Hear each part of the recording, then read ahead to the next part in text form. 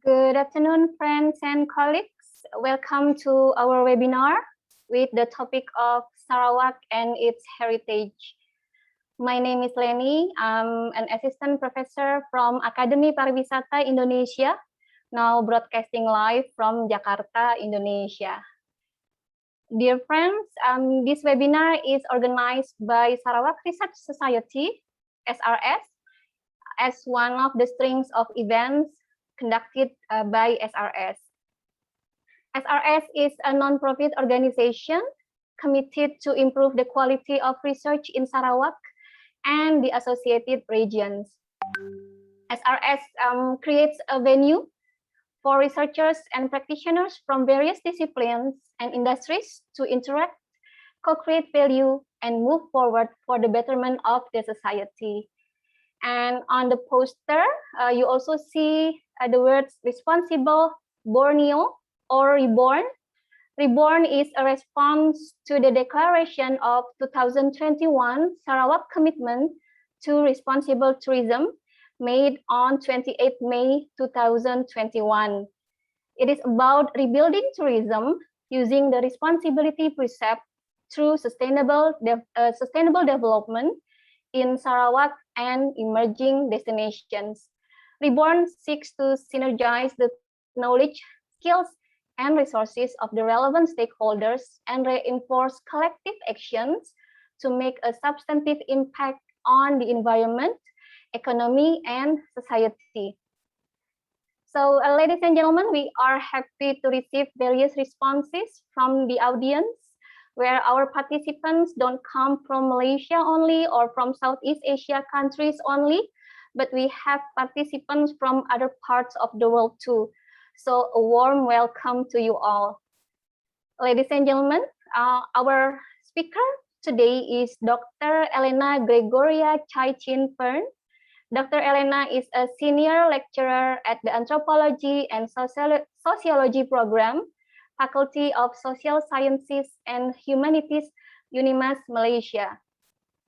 Dr. Elena has published 3 books on changes in marriage rituals and identity of Hakka Chinese in Sarawak, Tuapekong temples in Sarawak, and temple spirit mediums in Singkawang, West Kalimantan.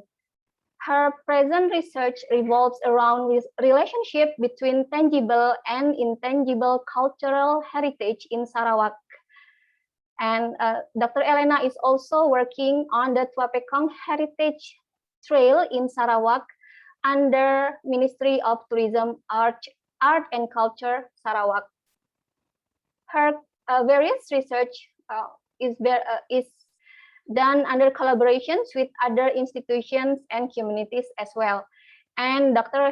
Elena strongly believes that heritage awareness is important as it bonds the community to its past and directs them to the present with the sense of identity and esteem.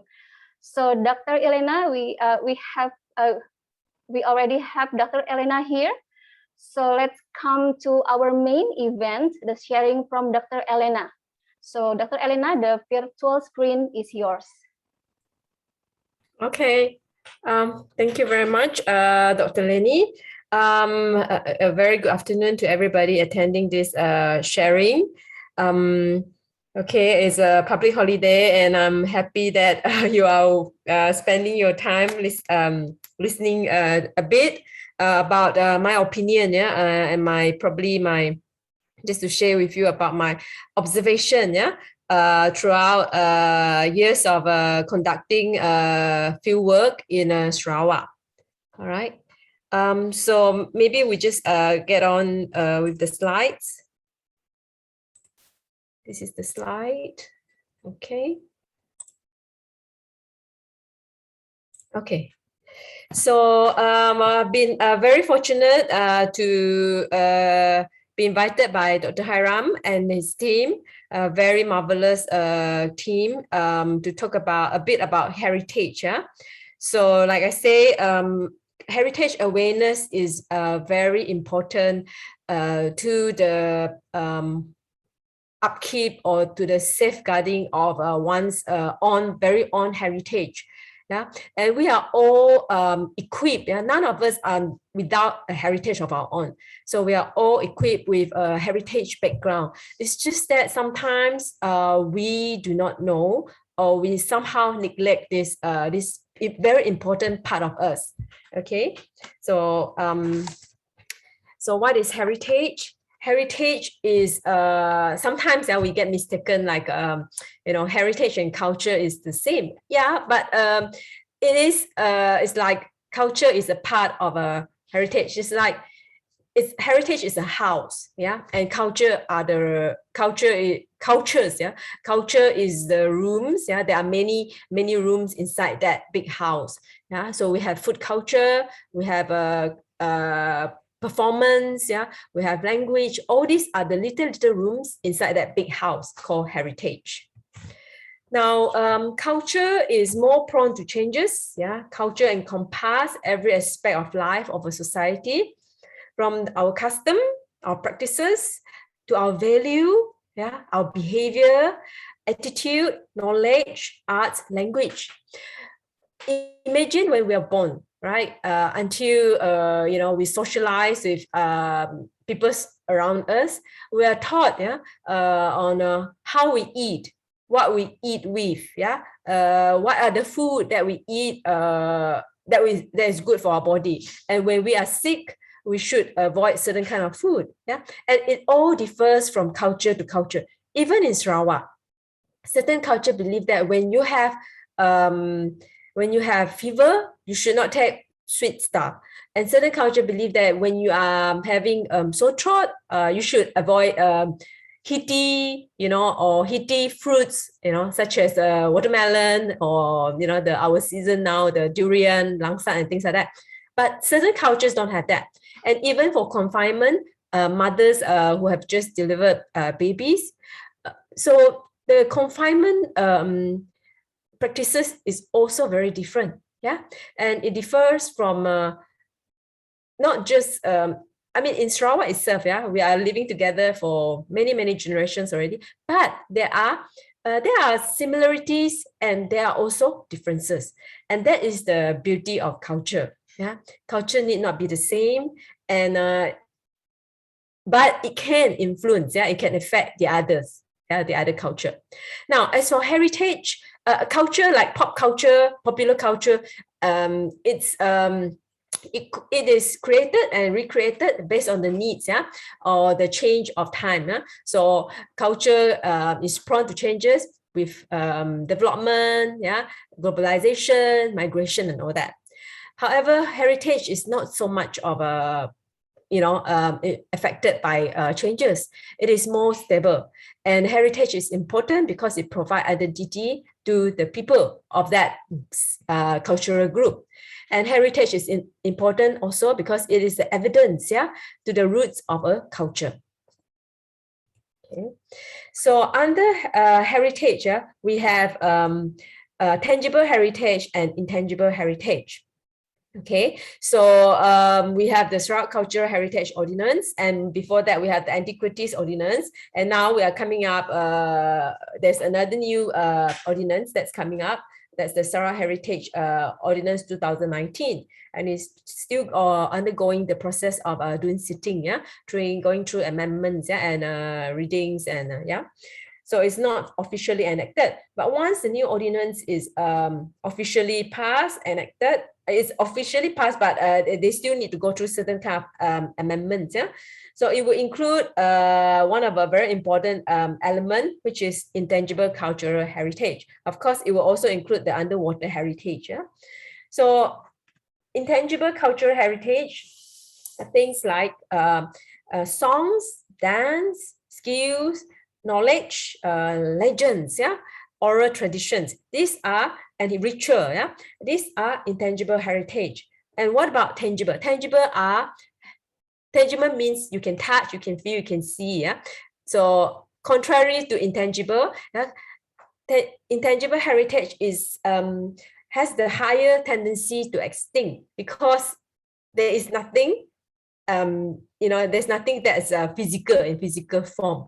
All right, so it is very important, yeah, and I think this part of our culture, our heritage has been largely neglected. Okay, so if we look at as we have Dr. Lenny told me that we among our audiences we have many who comes from abroad, yeah. So this is Malaysia, and today's topic is specifically for Sarawak. So if we look at the population of Sarawak, is only like 10% out of the entire population of Malaysia, yeah. And in Sarawak, we have 6 main ethnic groups, and we have many sub-ethnic groups.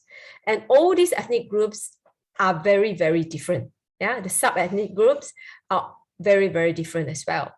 Okay.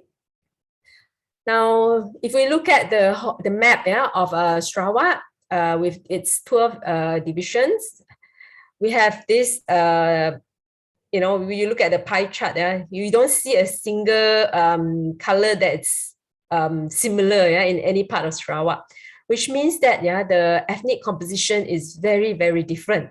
Yeah, if you go from southern to central region to northern region, the ethnic composition changes.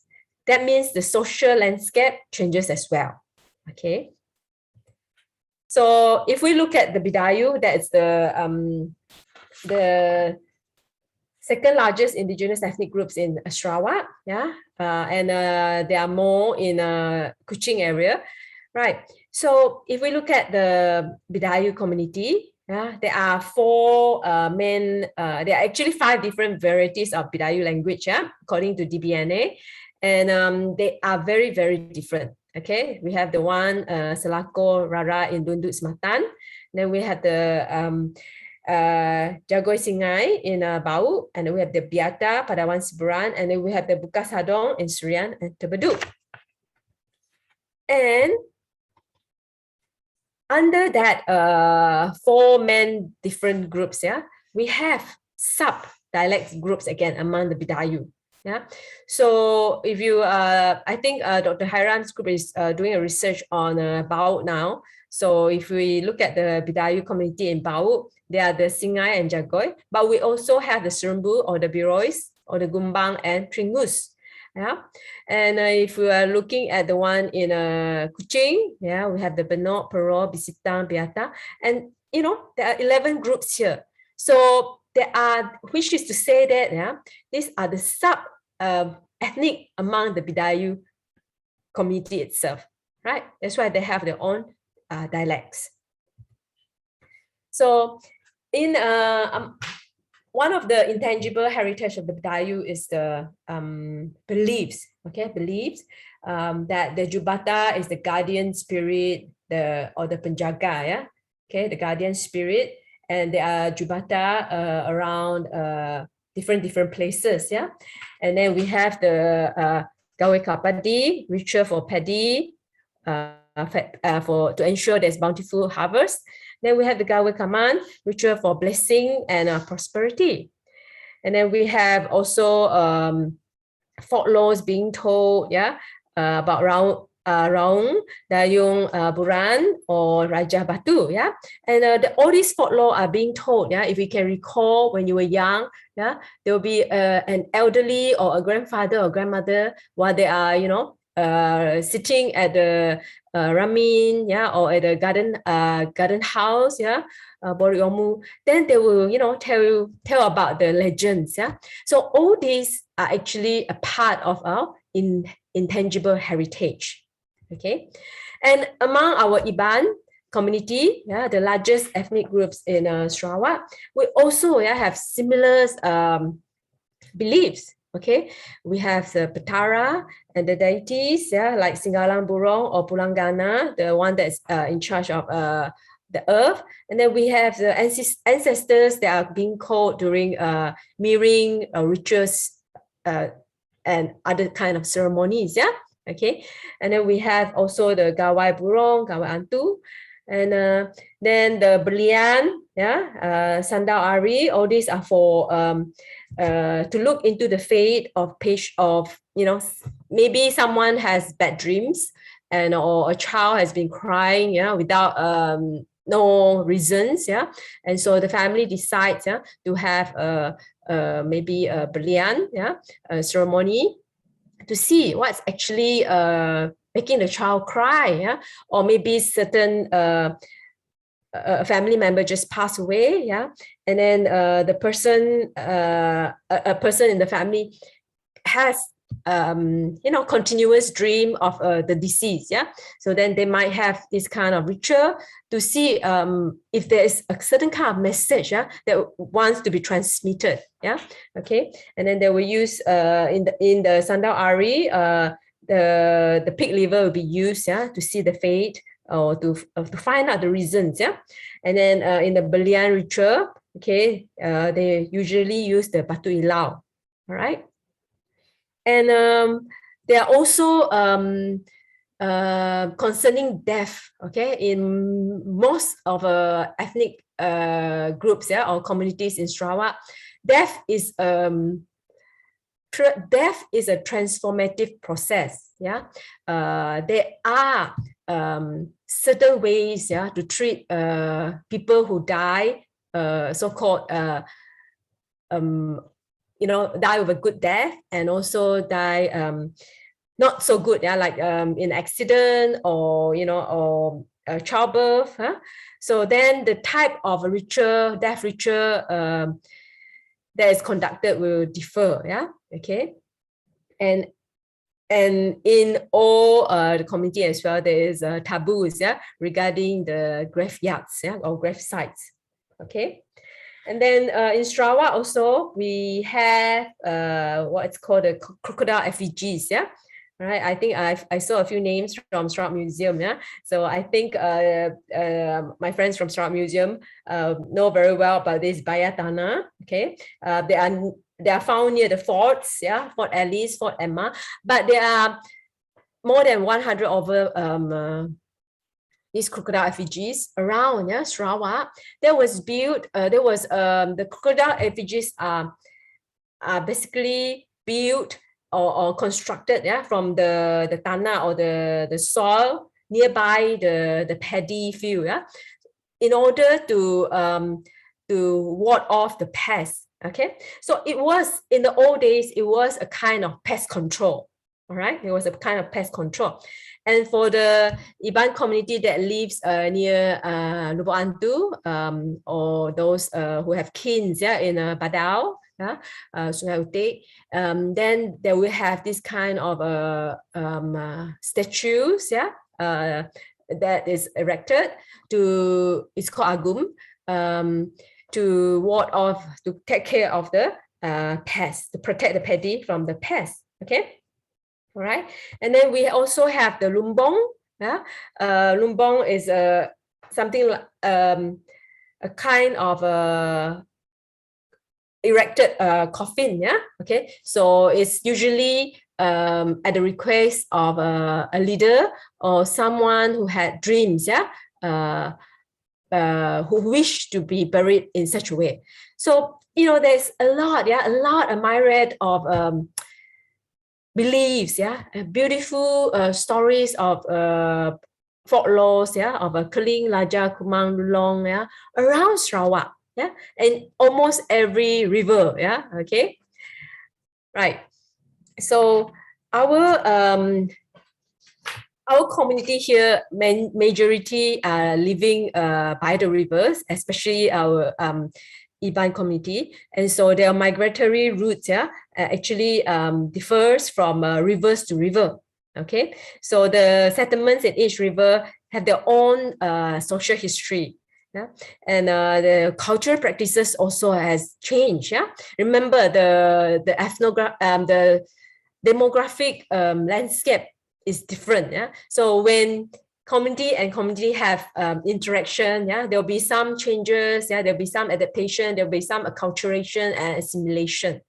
All right, so there is no one like I've shared before, even the mirroring ceremony, yeah, each riverine or each riverine communities, yeah, they will have different kind of practices.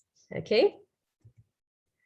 And if we look at legends, around rapids, wong or waterfalls, okay, so this is the one in the Pelagus, and there are many legends which I believe is also shared among our friends from Indonesia and other countries, okay. I heard there's a friend from Egypt. I'm not sure in Egypt if there's legends about rapids or waterfalls, but in Sarawak or in Borneo we do, and in Indonesia as well. Okay, and then Pakumbu is a tangible heritage of Iban community. It is a beautiful piece of a weaving, okay, with its very distinctive design, but the background story of who weave this, who can weave this, when can he or she, I mean, there are also male weaver now. Normally in the older days, it was the female, So when can she, what can be used as the dye, and how to weave it, And if suddenly through her weaving, she had a dream, okay, what should she do, And all this, if we ask weavers, who had experience in making Pakumbu, they will tell you, there's many rules, governing the weaving process. So actually, Pakumbu is more than just a cultural expression. And what we see is a beautiful piece of weaving. It reflects the wealth of information, the capability for it to be passed down to the generation. Okay, and if we look at the coastal community like the Melanau, there are also many dialect groups. There are not, if we talk about Melanau, you would think that, okay, there's only one Melanau community. No, in Sarawak, remember the 22 major river basins in Sarawak with its 283 riverine networks, it has very distinctive kind of characteristic, okay. So we have let's say in Matudaro, we have the Kanawit Balingan Bloom group. In Bintulu, we have the Tatau Segahan Segan group. The Muka with the Sitian, and then we have the Oya and Dalat, okay. And then these are the birds that gives omen, all right. So we call this the augury, And I believe if we have friends from Thailand, or Indochina, they also have, many omens, from the birds.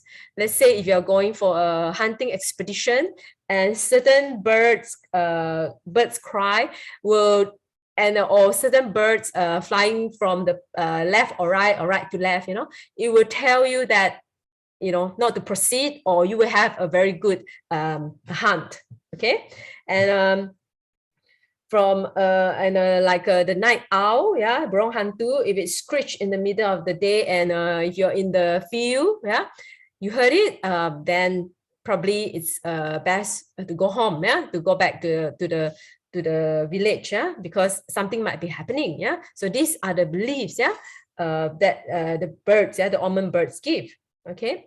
And then like the and we have the epok, we have epok that guards over, the guardian of the river, the mountain, the forest, the land, the sea, and Pesta Kau is one of the ceremony to respect, the epok. And there are many others, all right. And then the creator, Allah Ta'ala. Then we have the Dayang Kiwi Uri Perman, who is the goddess that lives on the moon, maintaining the order of human world, all right. And then with the Dalong. And then the interpretation of dreams are also important, for the Melanau community. So is it, the interpretation of dreams for the Iban, Bidayu, and many other groups, the Kajang, the Kenya, and Kayan, many groups of people in Sarawak, okay. So generally in the Sarawak, our community believe that, there must be a kind of harmony, between human world and the spiritual world. And there must also be a kind of harmony with the animal, right? So if we look at the legends, in Sarawak, and maybe in Borneo, I believe, yeah, humans are the moral stories and a lot of these legends is that we humans should not be laughing at animals. Yeah. Okay. So if we laugh at animals, there will be hujan pudi. Yeah. So the sky will turn dark. Yeah, there'll be a thunderstorm, and then suddenly there'll be waves and all that. And the whole village or the person who laughs at the animal will become stone, petrified. You know.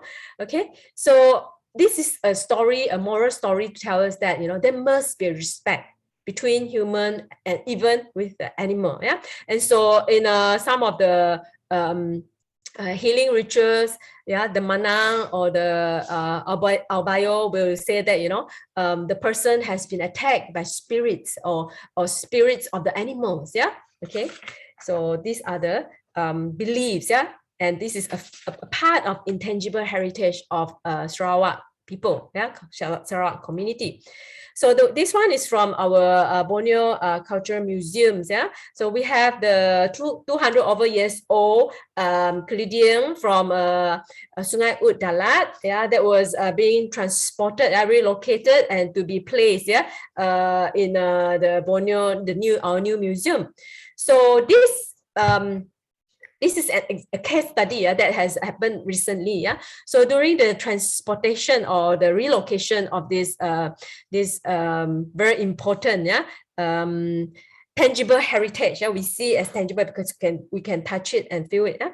But then there are a lot of intangible side, yeah, that is like Pokmo and the son. They are the direct descent of this of the aristocrat group of this Collidion. So they were invited. And then there were the music, yeah, instruments that were played, yeah, okay, and then there were some ritual, yeah, conducted, yeah, for the Collidion. So we see that there's respect, yeah, respect in this relocation of the Collidion, yeah, right.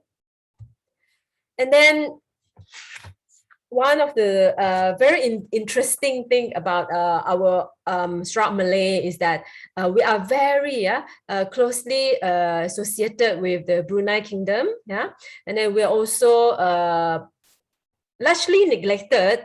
We seldom look at our relationship, yeah, with the Kalimantan, yeah, Sultanate, yeah, like the Mempawah, Sambas, Pontianak, or the Kerajaan Kubu, yeah, Kubu Raya. Okay, so if we look at a lot of these legends, yeah, they actually there are tradings going on, yeah, and then there were also the ustas, yeah, coming and teach, you know, and all that. There were a lot of traveling, you know, between Sarawak at that time, yeah, under the Brunei Sultanate and with Kalimantan side, yeah, okay. And if you're from Cebu, you probably know that the Syed Idris family, yeah, they are the descents, yeah, from the Kesultanan Pontianak, yeah, and they are connected to our second TYT, Tun Datuk Patinggi Tuanku Haji Bujang's family, yeah, and then we have the Pengiran's family, the Awangku and the Dayangku, all right, and they are considered the what we call the aristocrat, yeah, of the Brunei. Having a relationship with the Brunei Sultanate, yeah, and then we have the Rattan, okay, Rattan family, yeah, that could trace its lineage back to the Majapahit, yeah, all right. The most famous person or our hero, yeah, is Datuk Mempati Jepang, yeah, and he is one of the prince from Majapahit, yeah, and his descendants are the Abang and the Dayang. Okay, so we have this Perabangan that occupied important positions during the Brooke Colonial, such as they were mainly the Perabangan, the Abangs were the Datuk Patinggi, Datuk Temenggong, and Datuk Bentara. Yeah, so and if we look at Santubong, which is now going through a major it's going to be developed into a high-end tourism resort. Yeah, so if we look at it, Santubong has a very rich intangible heritage. Yeah, Okay, so Datuk Mabati Jepang, yeah, if you look at the rod that resembles the crocodile, yeah, it would say that Datuk Mabati Jepang tried to slaughter the crocodile, the huge crocodile, yeah, okay. So that was Santubong, yeah, it was known as Pasir Kuning, yeah, a long time ago. And then the marriage between the Tuanku and the Syahid, yeah, we have the Wan and the Sharifah. All right. So, you know, these are very interesting lineage, yeah, or the intangible heritage of Sarawak Malay that we know some of us know certain part of it, but it's not documented. Yeah. Which I think it's really, you know, we should try to do something, yeah, and to trace this lineage, yeah. All right. And then we have the Javanese community, yeah, in Kampong Jawa Tengah, and they have very unique ceremony, and they still, you know, retain the Bahasa Jawa, yeah. And then during the Makan Selamat or Tahlil, yeah, they have very unique food culture, yeah, like the sajen. They will place it at four corners. Sajen is a board-shaped container made from banana or sometimes nipa leaves, yeah. And then the food offering will be rice, gula apong, yeah, rokok apong, sireh or pinang, yeah. And they will be placed at the four corners of the house.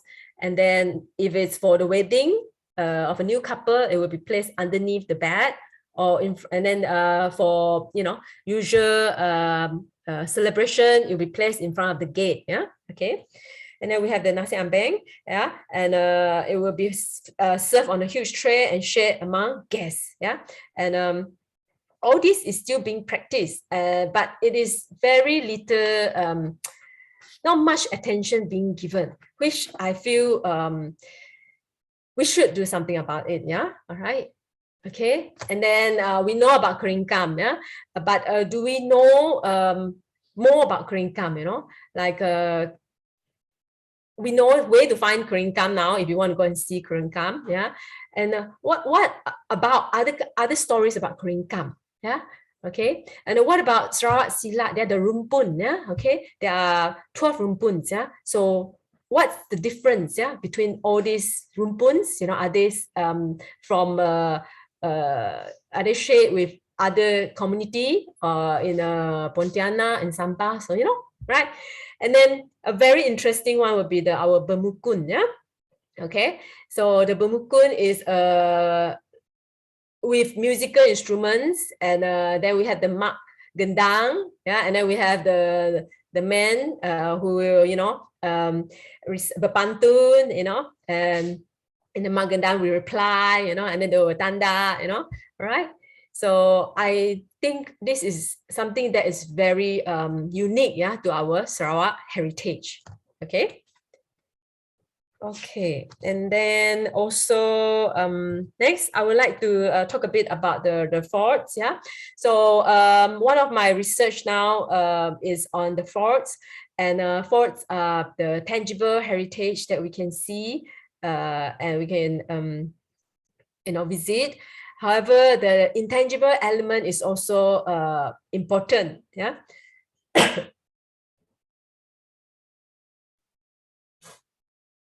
So like the 23 forts that were built, yeah, during Brooke administration, yeah, 14 remain and 9 are demolished or destroyed, yeah. Okay, so the stories behind these forts is you know, like who helped to build the forts, yeah, who supply, you know, is the community that lives nearby the forts, yeah, who helped to build, who helped to provide the belian, yeah, and many interesting stories, yeah.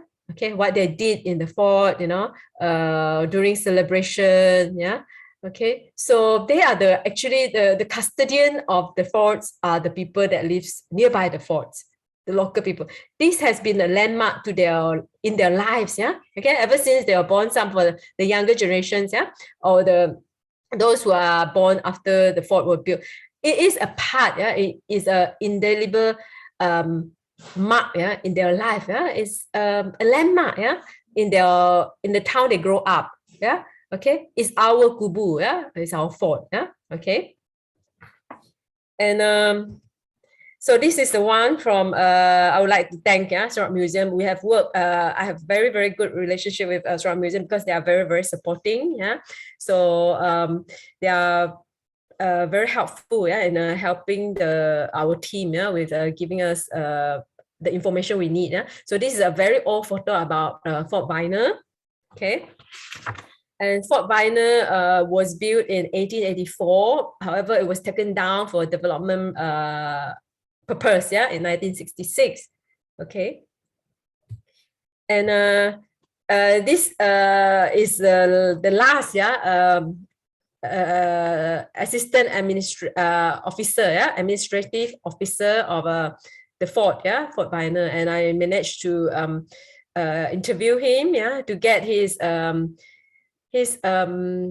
stories, yeah, about working, yeah, with the people, yeah, nearby the forts and working in the forts. You know, the stories, yeah, we spent about 3 hours and it wasn't enough. Yeah, I think we have to talk for a few more days. Yeah, about the forts. Yeah, okay, and that is just one fort. Yeah, that's Fort Viner, and we have 14. Yeah, this is the one that is considered as the one that is not around anymore. Okay, so hopefully it can be rebuilt. Yeah, okay, and we have also other forts like the one in Bintulu, Fort Keppel, yeah, that's also being that's not physically available, right? And then this is the one about just now we look at the Collidion, and now that was Collidion in Dalat, yeah, Sungai Ud, and here is the locations of the Collidion, yeah, of the Punan community, all right, in Central Region. So this map was shared with me by the Punan National Association. They are trying their very best, yeah, to locate and preserve, yeah, the Collidion, yeah. Okay. So now this is the one that we can see in if you're coming to Sarawak after the COVID, yeah, please come and visit our very beautiful Borneo Cultural Museum. Right. So this is the one that was given. It was from the same, it was from Punanba, Long Pila, yeah. And this is a secondary burial pole, yeah, all right. And the smaller one will be the Kludan, and we have the Salong, yeah. So now I went back to the Punanba village, yeah, and they are still clearing that is in the village. However, the condition is very, very not very good. It's very, very bad actually. So there has to be effort, yeah, to preserve, yeah. We need to get expert, yeah, to preserve, yeah, and conserve, yeah, and safeguard this, you know, tangible heritage, yeah, that comes with enormous amount of intangible heritage as well. Who built, what kind of design, yeah. So the stories of all this Collidion, yeah, who was the you know, the aristocrat that was you know, they built this Collidion for, all right. And the Collidion is very near to the settlements, yeah. Like this one is right in front of the settlement, the longhouse, yeah. Okay, but it was burned, yeah. Okay. So Collidion for the Punan people is it is a marker, yeah, a marker, or the Kajang people is a marker of territory. That's why they put it very near their settlements, yeah, or their longhouse. It is also a place where people, the community members, would take oath or promises, yeah. So they call it as a pesumpah, yeah, to take sumpah, right? And the word Collidion in Punan means to shield and to protect. Okay, so this secondary burial pole means to shield and to protect the community, right? And then I also have the privilege to meet, yeah, Miss Nene, and she had the tattoo, yeah, on her arms and her legs since she was 10 years old, yeah. And then the stories of this tattoo, yeah. We know, you know, tattoo is a very beautiful kind of art, yeah. But then the stories behind the beliefs, yeah, on what kind of tattoo, yeah, could be put on, who can be tattooed, yeah, and when, right? Okay, so for the Punan, yeah, they believe that the best time to tattoo will be like following the moon phases, yeah, the waning or the waxing of the moon, yeah, and the tattooist is also a female, right? They use hand tapping tattoo, yeah. Unfortunately, there are no more female tattooists in the village, and I couldn't find the hand tapping tattoo tools. Yeah, right. So it means that, you know, torches of the for the afterlife means that when a person passes away, going to the journey, yeah, to the other world, yeah, this tattoo will light up as a torch, yeah, for them to walk, yeah, to the afterlife. All right. So it is a form of a traditional Bungan beliefs. All right. Now, and this is the one on the feet, yeah. Okay. And some from the thigh, yeah, from the thigh all the way. All right. And the rattan, yeah, rattan making is something that most of our communities do. This is the kind of handicraft, yeah. But the stories with, you know, when can you take the rattan, yeah, what kind of rattan or rotan, that how do you know if rotan is good, yeah? So they also follow certain kind of beliefs, like they look at the moon, yeah, the waxing or the waning of the moon. That will ensure that, you know, the process of this weaving or the making, yeah, of the maize or, yeah, the lapet here will be successful. Okay, so these are the intangible knowledge, yeah, behind the handicrafts. And then we also have localized heritage, yeah. So this is from the outlook of it, it looks like a Chinese temple, yeah. People here will call it like a topekong, yeah. It is in Sabau, 180 over kilometer from Bintulu, yeah. So the folklore here again, yeah, you look at the folklore, it's about three good friends, yeah, Melanau, Melayu, Iban, yeah. They were having a good time, yeah, fishing, and then they took a rest to have lunch, and they had the linut, yeah, the Melanau traditional food. And one of them threw the food to a dog by the riverbank. Sorry, there's a typo here, riverbank, and the dog had difficulty swallowing the food. And the three friends laughed. Suddenly, the weather changed, a thunderstorm, and it was hujan kudi. Yeah? The boat capsized and sank. 3 days later, an island floated in the middle of the river. The local believe that the island is the petrified boat I shared just now. Yeah? Some people reported seeing images of a boat and hearing laughter. And therefore, they built a temple to appease, yeah, the spirits of the three good friends. Okay, so if you want to go to this temple, you have to get a perahu, yeah, or sampan, yeah, to cross. And then when you want to come back, there's something here to you can ring the bell, you know. Okay, it's a traditional bell. You just have to hit the bell, the gong, and then the perahu will come and fetch you. Yeah, okay. And there are many stories about, you know, going to mythical or legendary places in Sarawak, yeah, not just here. There are many, yeah, localized belief, localized legend as well. Okay, so here I would like to say that, you know, tangible heritage are more easily identifiable because we can see, yeah, as compared to intangible elements. Now, while we promote, yeah, tangible heritage, yeah, such as monuments, places, efforts should be made to recognize the beliefs, practices, memories, yeah, the social history, which is the intangible elements of the visible, tangible heritage. Because I strongly believe that both are equally important. Okay, so what can we do? Yeah, now there ought to be some kind of initiatives, yeah, and there must be some kind of synergized roles between the government, the community, and many other groups, yeah, like the NGOs, yeah, or the communities, JKKK, yeah. And there must, foremost, there must be an awareness, yeah, awareness of the importance of heritage. And then once we have that kind of awareness, then we have this kind of ownership, yeah, all right. And then there's the acknowledgement, of this ownership, okay. So somehow maybe our government has to come up with certain kind of initiatives, to encourage our community, Sarawak communities to be, to be able to proudly say that, we own this heritage, we have this heritage, and then get research conducted on documenting the tangible, intangible heritage, and then create a repository, that is accessible, to everybody, okay, all right, accessible. If it could be, let's say, if we are writing something on the sekapan, folklores or beliefs, or the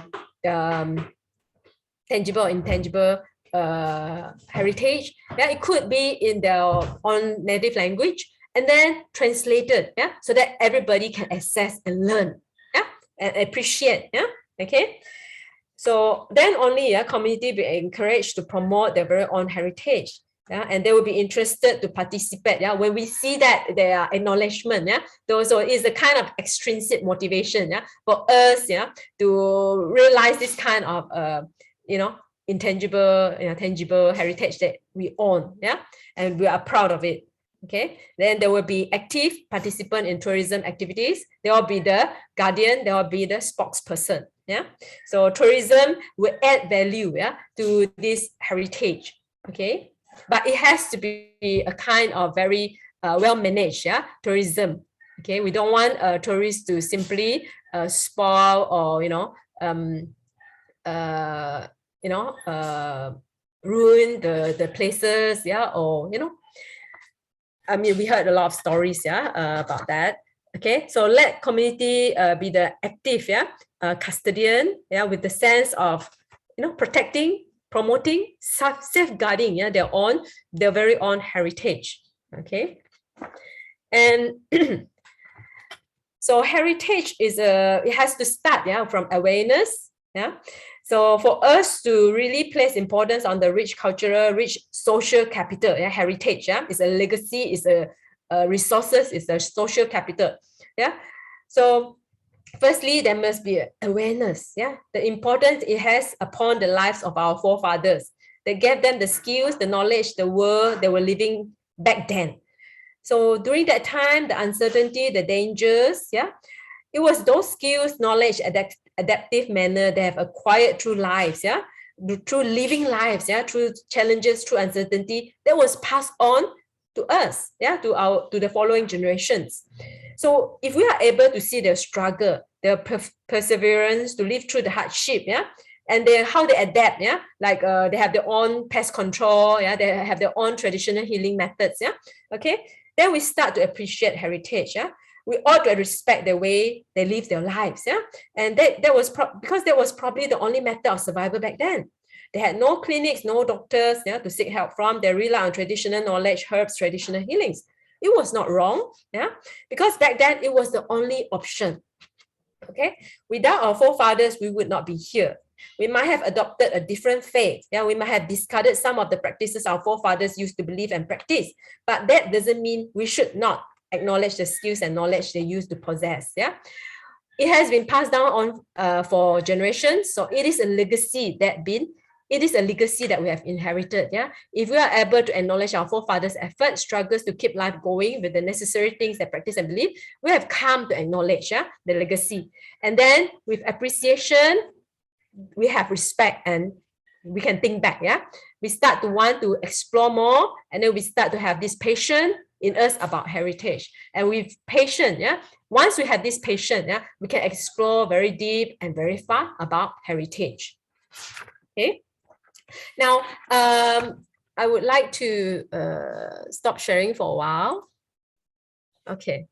So I would think that from my fieldwork experiences, experience in Sarawak, sometimes I hear that there are communities will tell me that we are no longer practicing the traditional beliefs, and therefore we don't, I have seen rituals, things that were paraphernalia that was used for rituals, and they were left outside the longhouse or outside the house, and it was, you know, in a very sad state. And because the family or the longhouse community has already adopted a different faith, yeah, so the tangible element is, you know, left to rot, yeah, or being decayed, yeah. So I think that, you know, heritage is like history, yeah. We place so much emphasis on learning history, and it is a compulsory subject now for Form 3 students, yeah, because it is important for us to know our identity, yeah, what we have been through, and now who we are and what we will be in the future. So is heritage, right? Okay, so if we can imagine, yeah, we have inherited a big house from our forefathers, yeah, and of course that house doesn't suit, yeah, the present contemporary lifestyle, yeah. So the house that used to be very elegant back then, for now we would think that is very usang, doesn't look nice, yeah. Okay, so in different parts of the house there might be rooms that we want to modify, we want to, you know, totally dismantle, and, you know, we want to join the rooms or what. It's fine, but do not sell off the house, yeah.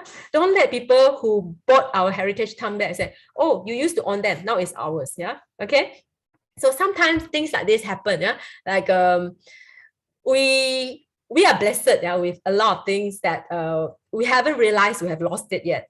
Okay, and in certain countries, yeah, they are trying to revive, yeah, a lot of their lost heritage, yeah. In Sarawak, we don't have that yet, yeah. But eventually, if if people don't do anything, community don't do anything, government don't initiate anything, we will lose it, yeah. So in the future, it has to be revival, yeah, and it will be too late, right? Okay, so while we still have this beautiful heritage, I think yeah, we should keep the house, yeah. We should preserve, yeah. If we don't want to stay in the house, yeah, we're not that, we have, you know, move on, it's okay, yeah. But make sure that we still have that respect, yeah, for this heritage, this house that we have. Is a legacy from our forefathers. Okay, so that is how important, yeah, heritage is, as important as history. Okay, so I hope it's okay with you, my sharing, yeah. So if you have question, please ask. All right, thank you very much.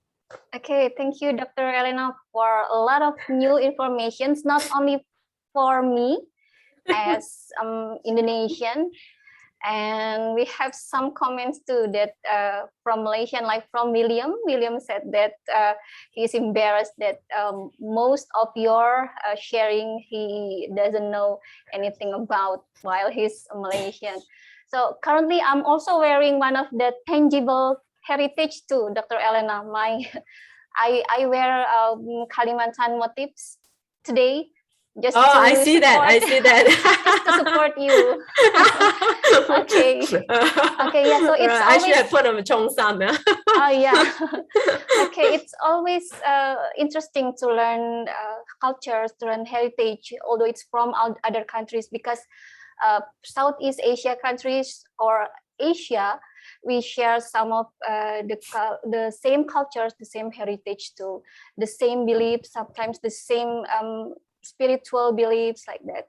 Okay, so one of your sharing is about the left out tangible heritage. So some of our countries also face the same problems, that we need to also teach our children, our youth, to love our own heritage, to love our own cultures. So based on your research, have you been in touch with this aspect as well? How do you attract the youth of Sarawak to also love the heritage, to also love the culture? So in return, they will also preserve this. Well, it is through research and through teaching. Yeah, so I'm fortunate that I'm still teaching in to anthropology and sociology students. So when I'm teaching belief system, indigenous belief system, I try to let them know, you know, belief systems are very, you know, I try to expose to them, yeah, many types of belief systems, yeah, and the functions, you know, then, you know, creating awareness is not like a one-to-one thing that you can impart. Yeah, it has to come from inside. Yeah, it's like an intrinsic part of you. Yeah, you need to be aware first. Yeah, to know, to recognize, to key in first. You might just know and forget. Yeah, but then whether you appreciate or not, once you appreciate, then you will respect. Yeah, okay. So it is like it's not easy, but I guess if people see that, yeah, there is things. I mean, all of us have this background about our heritage, so it's quite easy, yeah, for us to tell them. They know something, but then they, you know, don't really care. But if we tell them that, you know, these are the stories, you know, we try to give them more stories or more legends, yeah, more folklores or more practices, then they see that, wow, you know, I know so little, I want to know more. Yeah, so they will have this quest for more knowledge, yeah, more to know more about heritage. Yeah, I hope so lah, you know, that this will work. Yes, yes, we hope so. So William will need to attend some of your classes as well, because his eyes are open now that there are many things, interesting things regarding heritage. Heritage is everywhere, you know. You Yes. ask our older people, they will tell you a lot of things. Yeah, it's just that we don't. Sometimes we are too occupied with life. Yeah, with gadgets. Yeah, handphones is with us, 2 or 3 of them, all with us all the time. So we fail to listen. Yeah, listening is important. Yeah, and listening to stories told. Yeah, to tales told, to beliefs told. Yeah, these are very important. Yeah, okay. I mean, like sometimes rituals are conducted in longhouses or in villages. Yeah, if the youths, yeah, can really sit down and observe, yeah, and take note. Yeah, I think it is one step, yeah, for us all to start. Yeah, okay. We only need to pay attention, yeah, to what's going on.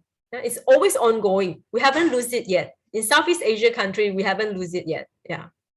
Yes, I agree with that. Okay, thank you. So yes, you're sharing open many eyes, many ears. Hopefully it will impact, it will give impact for a longer term also. So now let's see from our audience, do we have any questions? We have from Mr. Danny Lim. Any planning to repair and preserve the Fort Rani at Sarawak district? Oh, Rani, I think this one we have to ask the museum, our museum friends. I see Dayang, Puan Dayang Mozana is here. She is the museum strong lady. So Puan Dayang, can you try to answer this question? Yeah, we can also have Puan Dayang. Can you help us to assist the question from Mr. Danny Lim? You can unmute yourself. Is Puan Dayang here? Or Oh, Renee. Yeah. I see if they ask. Hi. Hi, Dr. Elena. Hi, Puan Dayang. Sorry to call you up. Yeah. Sorry to attack okay. you suddenly. Can you Attack share you. something? What is the question again? Because I was in the middle of doing something with my daughter today. It's, you know, like... It's about Fort Rani, Yeah. Fort Rani of Question from Sarawak. our participant, is there any planning to repair and preserve the Fort Rani at Sarawak district? Regarding that, we did put up some a proposal through the ministry, so we're still waiting. We did. Okay, Can you so hear me? Yeah? Yes, yes. Yeah. So the proposal is already submitted to the ministry. Yeah. Puan Dayang, there are 5 Yes. forts that's already been renovated, right? The restoration done. What are the forts that been restored? The first one is Fort Lily, Betong. Okay. These 5 forts is under the 11 Malaysia plan for conservation work and upgrading. So the 5 forts, except for Marudi, it is already a regional museum for us, you know, the Kubu horse, the fort horse. So we just getting some additional fund to redo the content of Fort horse, huh? exhibition. Oh, okay. Yeah, Fort horse. So like Fort Lily in Betong, Fort Brook in Julau, Sarike, Fort Emma in Kanawit, and Fort Sylvia in Kapit. Include that Fort Host just now in Marudi. These are 5 forts under the Malaysian plan to be conserved and upgraded to become a museum. Regional museum, yeah? Yes. But what's the difference with this? There is a museum warisan. So it's the same? Yes, it is the same because long time ago, back in 1996, I believe I was not, I'm still not, I'm not part of the museum yet. At that time, the management just named the fort, when they turn it into a museum, they name it as a Baram Regional Museum, that is for Fort Host, and Limbang Regional Museum for Fort Lama Limbang. So now when we do the Fort Alice under RMK 10 5 years back, we change, we tend to name the fort as a heritage museum warisan Sri Aman. Museum warisan. Okay. Sri So Aman, it will it be changed to museum regional? What you call museum? At the moment, only Marudi, Fort Host, and Limbang that is named As after, a regional. regional, yeah. Okay. Regional museum. Thank you, Puan Dayang, for responding to our question. Thank you for attending, Puan Dayang. I'm so happy to see your name just now. Okay, we move on to the next question. I think we have, I would like to ask Mr. Danny Lim, from the resident office in Betong. He's actually the one from the Fort Lily. Yeah, Mr. Danny also said that Fort Lily already done, but Mr. Danny is on a meeting. Are you able to say something? He walked out of the meeting. Sorry, we attacked everyone today. Yes, we can hear you clearly. Yeah, actually, thank you for the one for the response. Yeah, actually for the Fort Lily, because of this MCO, there are few things that still postponed. But basically, the structure itself already done. Just the interior part. What is the information that we are going to put? For example, the display or the artifact that we are going to put in. So I think after maybe phase 3 of PPN, we will do some meeting with a museum to discuss on what is the input that we want to put in. Oh, okay. That's very interesting, Fort Lily, because I heard many stories about Fort Lily, the intangible part of Fort Lily, the tables, the chairs, there's a lot of things that is very, very valuable to the people, the community around Fort Lily, Okay. Yeah, actually, part of it, maybe we will like to put in the community museum also, because of there are few culture that if we not preserve it well, it will gone. For example, like this Antupala, the so-called skull, because many of the longhouse already convert to either Christian or more than one in terms of their religion. So part by part, this culture already faded away. So instead of we just bury it away, maybe we will collaborate with the longhouse people, the villagers, to donate the thing to the museum or put it in the fort. Or directly to put in the Fort Lily, Yeah, that one is part of our planning. Okay, you can get our team to help you write about the Hantu Pala, okay? Yeah, sure. Thank you. We will help you to digitalize or put in the visual, or the audio. I think we should make that the content of museums or the regional museum more lively, so that the younger people, they can go and, it's more interactive. Yeah, Yes, interactive part. Yeah. Okay. Yeah, we will collaborate with the local YBs also lah to contribute on that particular matter lah. I think Okay. that is the future planning lah for that, bro. Sure, that's beautiful to hear. Yeah. All right. Thank you, Mr. Danny. That's very great. One collaboration door is open. Thank you, Mr. Danny, for the sharing.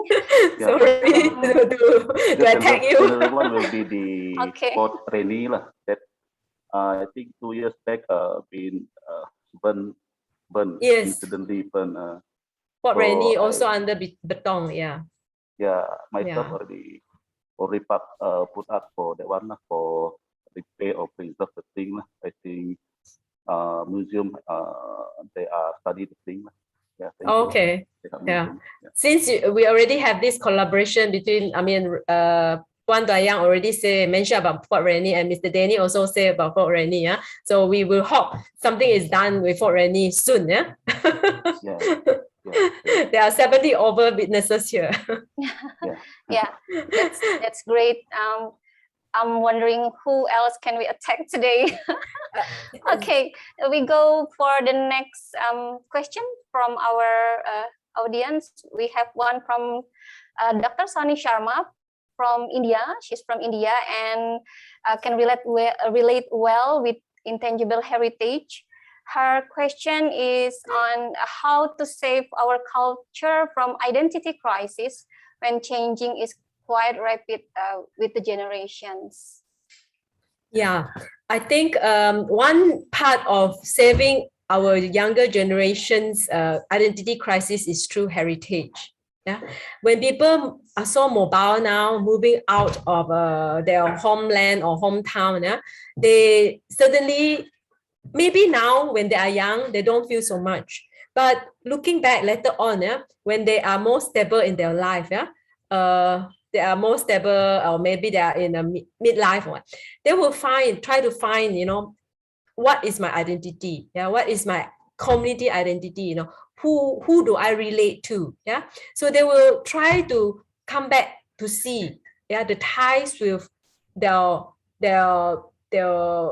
ancestors, yeah, their grandparents, and all that. Yeah? So that's why even people who have left, yeah, Malaysia, yeah, and they will still come back, and they will come back to attend Gawai. They will come back to attend a lot of the communities events. Yeah, so this tie will never break loose. Yeah, so I think one way to help, yeah, is to put emphasis on create the awareness on heritage and make people realize, heritage is a part of their identity. Yeah. I hope I can answer Professor Soni's question. Thank you. I hope Dr. Sani is... Because wherever we go, yeah, people will ask, who are you? Yeah, you are Malaysian. And when you are Malaysian, who are you? A Malaysian? Yeah, you're Chinese Malaysian, you're Iban Malaysian, you're Malay Malaysian, So we are being categorized, in different groups already. And it is for us to actually find inside us, yeah, who are we?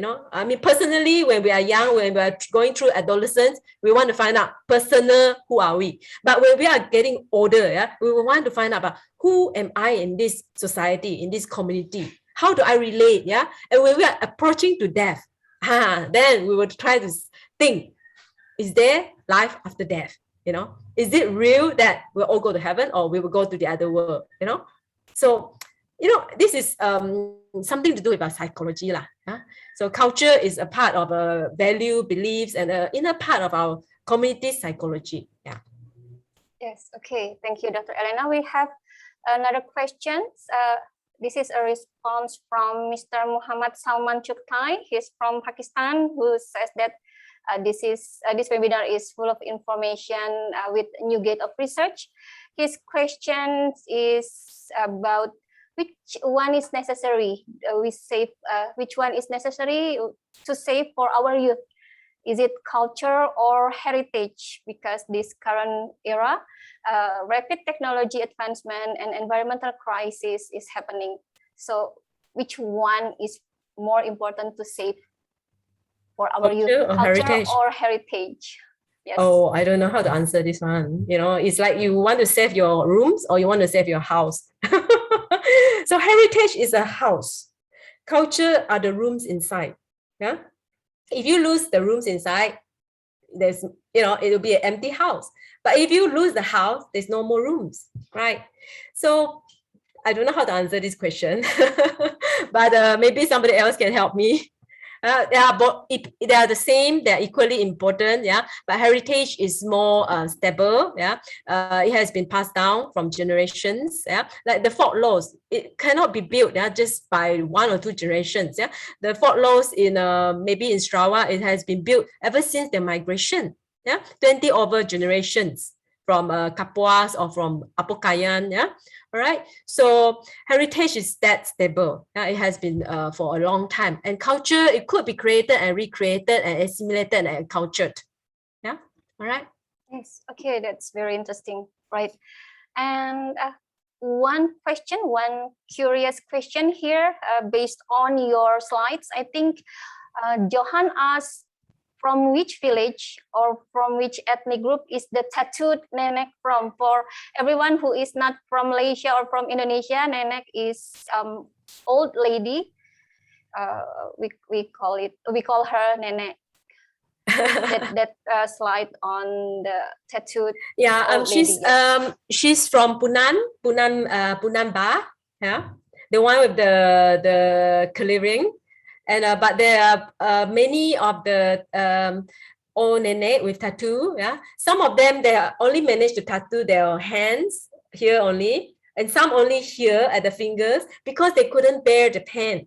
Yeah, okay, and it is a long process. Yeah, when they have periods, they have to stop, and when the female tattooists have period, they also have to stop. Yeah, and then when some of them have a bad dream, they have to stop. So it's a long process for the tattoo to, you know, to be done, to be completed. Yeah, so I think in West Kalimantan also we have many of this culture here on the tattoo. Yeah, the beliefs on tattoo is protective. Yeah, tattoo signifies certain things of status also. Not everybody can be tattooed. Yeah, but nowadays everybody can be tattooed. Right? Okay, so in the present, in the older days, it has to be someone with a social prestige. Yeah. Yes, okay, that's very nice. So I'm waiting for your invitation. Once borders open, I would fly to Sarawak. Okay.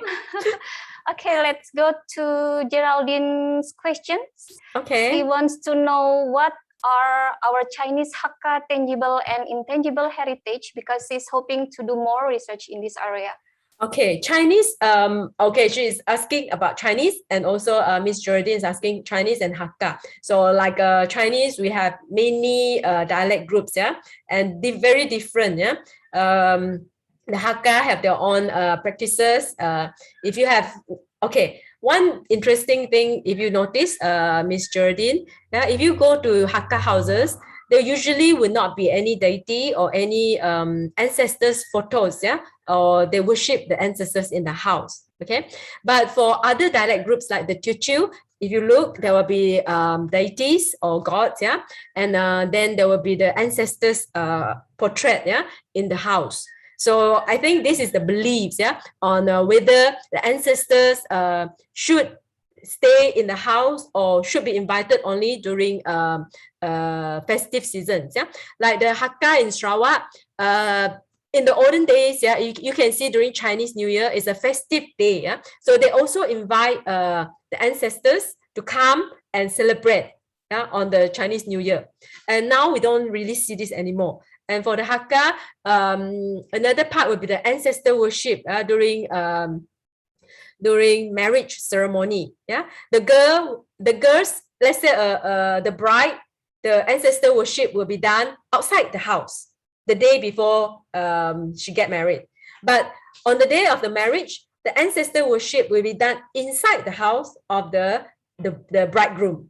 Okay, so these are very different thing. Yeah, different. It's the same ancestor worship. One is saying to the ancestors that this member of the lineage is going to be transferred to another lineage. Okay, so this, because she is not born, yeah, for the Hakka, a woman is just a temporary member of the lineage. Yeah, so not a permanent one.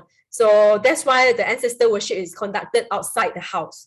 Yeah, but when during the actual wedding day itself, at the bridegroom's house, the ancestor worship is done inside the house, meaning to say that, you know, the bridegroom is a member, a permanent member of the lineage, and then they're accepting another member into the lineage. So this is the intangible heritage that we can see lah. Yeah, and food is a tangible heritage. Yeah, but mind you, yeah, not every what we think is a Hakka food in Sarawak is not necessarily the Hakka food, yeah, that we call in Singkawang, in Pontianak, or in Taiwan. Is different. Yeah, it's all because of the social adaptation, yeah, the climates and the food that is available at that time. Yeah, so the Hakka community or even the Fuchao or the Teochew, they make do with whatever it is, right? So if you want to say that the Hakka Chinese, the Hakka in Sarawak or in Malaysia, they are the same as the Hakka in mainland China, it is totally different. Yeah, and the same as other Chinese dialects, yeah, in Malaysia or in Southeast Asia. We have moved many generations, like 4 or 5 generations ago. Yeah, so there have been we have been cultured, yeah, to local beliefs and local practices. Yeah, is that okay? Okay. Yeah, very, very great response. Hello, Miss Geraldine, you might want to unmute yourself.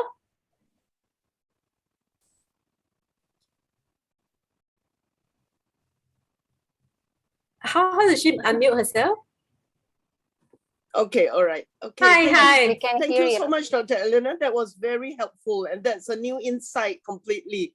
So, and that's really good because I think your talk today has opened up huge areas that can initiate many other new researchers to begin in different areas. And I think one of the huge area that I think intangible and tangible being compared can actually each one complement the other, like you say, and each area should really be seriously looked into. So I'm in the Sarawak Arts Council, and I'm actually trying to do. Dr. Musti is also with me in the from UNIMAS.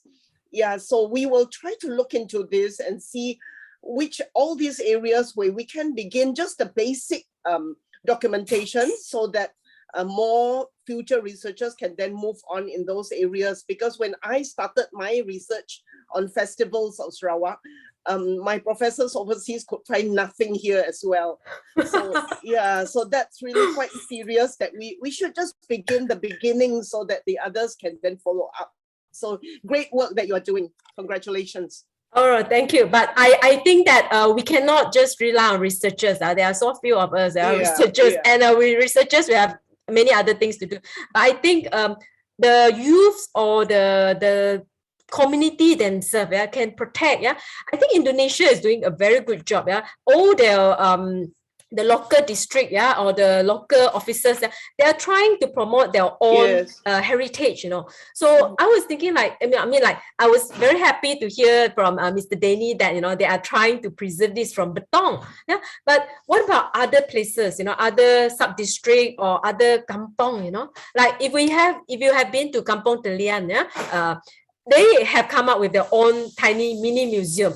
And it is very, very good. Yeah, but to maintain a museum, it takes a lot of effort and money. Yeah, so, but I was thinking, like, if the community, and people who are interested, who have this passion, to help, actually writing is no problem. It's just writing, documenting, or if you cannot write, you know, you can record, and then you know, come and see researchers or somebody who can help you to write and transcribe. Yeah, so we have to start this soon. Yeah, I think we have to start this very generation already. Don't wait anymore. Yeah. Okay, I think this is great. Yeah, because I think the Arts Council should be responsible to begin this also, so that all the little persatuans in all the small villages can just begin recording, whether it is just a voice recording or just anything at all, if they can record. So that I don't want is to a great idea. I don't want to name any there's one community with a art what do you call it, a village art place. I went in and I wanted to find out about the handicrafts they have, and most of the handicrafts that's on display is from Kalimantan. Yeah. Right, so right. I feel like, you know, in the kampong, the kampong, they are making it for dealers. The dealer comes straight to the kampong and get these handicrafts, and they sell it overseas or to West Malaysia. Yes, you know? And they don't sell it in Man Bazaar anyway. Correct. But in the kampong itself, in this place where, you know, handicraft should be promoted, and maybe they should be the dealer, you know, they are putting on display handicrafts from Kalimantan. Yeah. Right. So I feel like really, we all have to do something. Yeah, it cannot be top down. You know, it has to be a love. You know, to protect and to empower. Everybody. Yeah. Yes. Okay. I will bring this up also for the Arts Council to also take the action on this. Very, very well said. Thank you. Yeah. Thank you. Thank you, Ms. Geraldine. That is very nice initiative. Okay, great. We have a very live discussion here. So I will try to compile questions from King and Mandy and Jasmine. So obviously you have awakened the curiosity of these young people, I believe.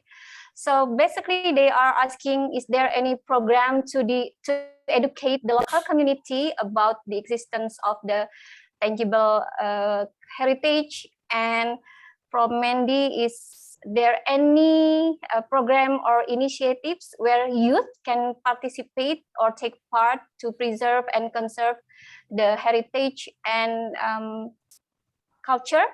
And Jasmine asked where or how can she get the materials to learn about this culture and heritage from Sarawak? So you can answer from enormous. I think well, it's like the transmission of heritage, or even just take one simple example. Youths in many of our rural area, until certain age, they will go to bigger cities to pursue their secondary schools, education and all that.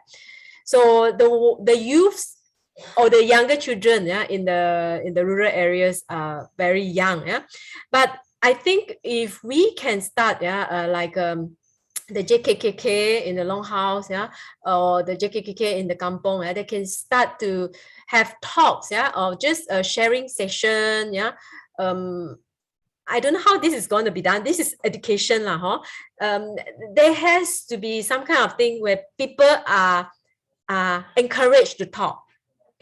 Like in ballet or in Kapit, there's a lot of stories that people, you grab just one person and they can tell you a lot of legends, and do's and don'ts, But they are told to people who are curious, But what about the younger ones in their longhouse or in the kampong? Are they curious or not? So this curiosity has to be instilled first, I think, And only when you have curiousness, curiosity and patience to know, then only you will embed it within yourself. If it's a false thing, like, okay, today I'm going to teach you about the folklore of Hakka, but the children are not accepting it. It's wasting their time. They better be playing their phones, right? So it has to be a willingness, exposure kind of thing. I don't know how this could be done, but it has to be done, okay. So the educationists have to think something about this, okay. I cannot provide a good answer for this one. Yes. How about the education for the local community? Is there any program created for the local communities? No, at this moment, no. No. I'm very sad to tell you this actual situation. Actually, communities do segregate themselves between people who have a new faith and people who have still practicing the traditional faiths. And the traditional faiths, if you talk to them, they will tell you. And even the one who have adopted a new faith, They can tell you something, but then they don't want to pursue further, yeah, because it feels that talking about it would, you know, it will disrespect, yeah, the new faith. But I would always think that, you know, like I say, yeah, it's a legacy that has been passed on to us, the old house that's been passed on to us. We should respect it, yeah, even if we have moved on, yeah, to another house, yeah, okay. So it has to be, it is ours, yeah. The heritage belongs to ours. If we don't protect it, nobody will, yeah, okay. I have my own heritage background, so I'm very good in maybe in my own area, my heritage, and other people, other group, yeah. So we have 30 over ethnic groups, yeah, in Sarawak. Yeah, 30 over ethnic groups. Yeah, all these ethnic groups. Yeah, I think they are the custodian for their own heritage. Okay. Yes, I agree. So we have to be open and be willing to share and to talk about it. Yeah, and don't be humble. Yeah, don't think that nobody wants to know. No, it's beautiful. Everybody wants to know. Yeah. Yes, yes. So the awareness of our own culture and our own heritage has to be awakened, has to be taught between us even, and then we can bring it out to other groups of societies as well. And thank you, Miss Geraldine. Miss Geraldine said that for Mandy, no worries, you just have to wait that Majelis Seni Sarawak will begin the program for youth soon. So yeah, we just keep the update from Majelis Seni Sarawak. Thank you, Miss Geraldine. And unfortunately, we cannot answer all of the questions from the audience because time limits us.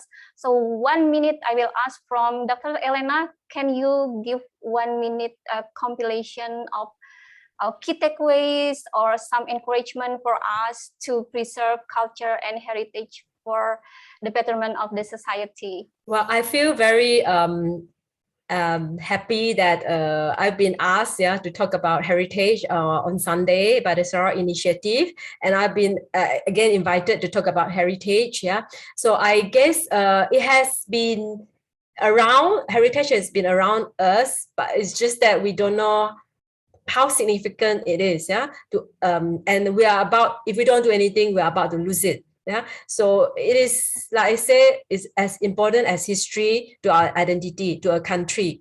So heritage is important to us as community, to the state, to the country itself. Yeah. Okay. So all this is awareness. Yeah, we need to have awareness. Then only we can have appreciation, and then comes the respect. Yeah. Yes, that's correct. Okay, thank you very much. So I'm very sorry that we cannot answer all of your questions, but if you have something, Dr. Elena shared her email address on your slides earlier, so you can always contact Dr. Elena for further inquiries. I'm sure you will happily respond to the questions, right? I will try my best. Yes, okay, thank you very much. So yes, ladies and gentlemen, we have come to the end of this webinar. So thank you again, Dr. Elena, on behalf of the organizer for sharing your work with us, inspiring works, eye-opening works. And we also like to express our sincere gratitude to all of our friends here who have come and stayed until the end of the event. We have Yes. very great discussion here. And ladies and gentlemen, we will make available the recording of this event on Sarawak Research Society Facebook group and on the Responsible Tourism Management Facebook page.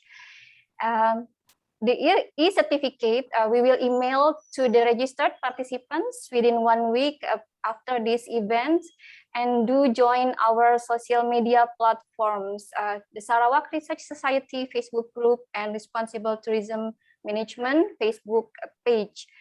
So to get updates for our other future events. So that's all for today. Thank you very much, everyone, for attending. Take care, stay blessed, stay healthy. Thank you, Dr. Elena. Thank you, Dr. Hiram. Thank you. Thank you, everyone.